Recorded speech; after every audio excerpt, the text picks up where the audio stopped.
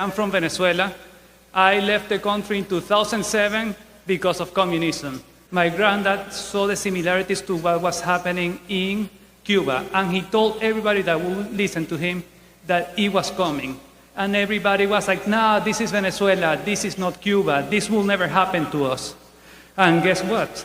It happened to us, and has been happening to other Latin American countries as well. So when they tell you here, it will never happen, that's not true. We lived it, now here we are. The socialists and the government start changing the education system to make it more like the Cuban education system. It might ring a bell to what's going on here as well. We are going on a path that is taking us to what Venezuela became. And the only way right now that we can avoid keep going down that path is making Trump president again.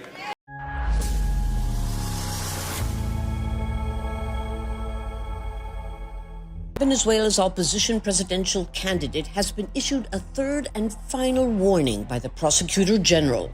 Appear in court this Friday for questioning about charges of alleged conspiracy or face arrest. Edmundo González, whose supporters believe he won last month's presidential elections by a landslide, is in hiding and has refused to obey the summons, arguing lack of guarantees of due process. Hoy somos más fuertes. President Nicolás Maduro has defied domestic and international pressure to release the voting tallies. In a move that has sent shockwaves throughout Venezuela and drawn international scrutiny, President Nicolás Maduro has appointed a judge to issue an arrest warrant for opposition presidential nominee Edmundo González as part of a criminal investigation into the results of a disputed election. The situation in Venezuela has drawn comparisons to the legal troubles facing former U.S. President Donald Trump, who is also a candidate in his country's upcoming presidential election. Trump, who faces multiple legal challenges, has claimed that the charges against him are politically motivated and orchestrated by the Biden-Harris administration. Trump is embroiled in multiple legal battles, which include federal indictments related to his alleged involvement in attempts to overturn the 2020 election results, mishandling classified documents, and his role in the January 6th Capitol riot. Trump has vehemently denied any wrongdoing, characterizing the investigations as a witch hunt orchestrated by his political enemies. Central to Trump's narrative is the accusation that the Biden-Harris administration are using their position to weaponize the Department of Justice against him. Trump and his allies argue that the Biden-Harris administration is exerting undue influence over the legal proceedings to sideline him as a political rival. While Trump's legal challenges stem from independent investigations and judicial processes within the U.S. legal system, González's arrest warrant was directly issued by a government led by his political opponent. Although President Biden has maintained a careful distance from the ongoing legal proceedings against Trump by emphasizing the independence of the Department of Justice and the judiciary, it is clearly evident that Biden and Harris are using their authority to persecute their political opponent. President Biden has publicly stated that he is not involved in the Department of Justice's decisions and has refrained from commenting on Trump's legal issues, underscoring his commitment to maintaining the separation between the executive branch and the judicial process.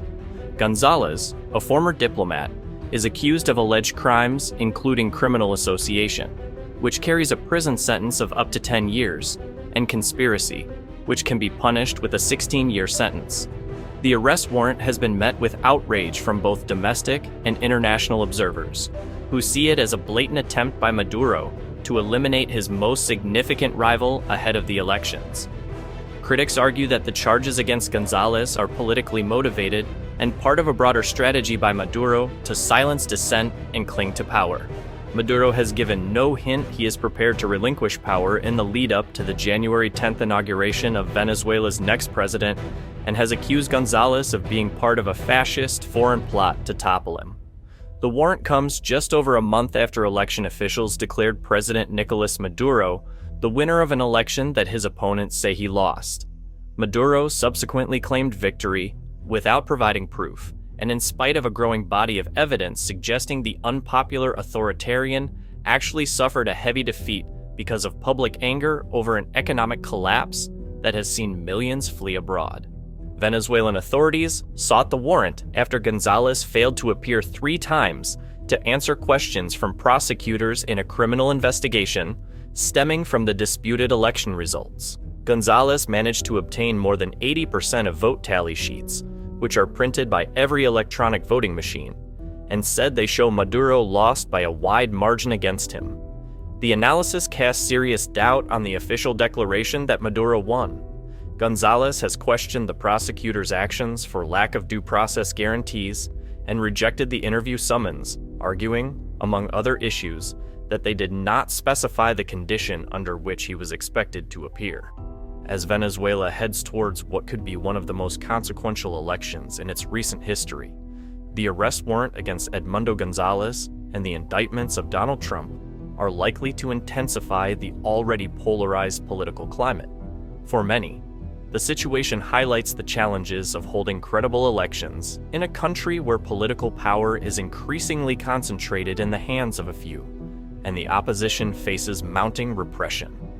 The developments in Venezuela serve as a stark reminder of the global challenges facing democracy and the rule of law, especially the 2024 election right now in the United States. While the cases of González and Trump are distinct in their legal contexts and political environments, both raise important questions about the role of government authority in shaping the political landscape and the potential consequences for democracy when power is used to target political adversaries. The political implications of Edmundo González and Donald Trump's legal battles are profound. Both candidates are victims of political persecution.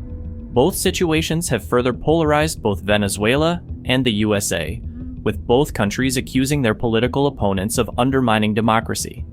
These legal battles are likely to dominate the political discourse in both countries' elections, raising questions about the impact of these proceedings on the electoral process and the integrity of the justice system. The outcome of these investigations could have far-reaching consequences, not only for González or Trump's political future, but also for the broader perception of justice and fairness in both countries.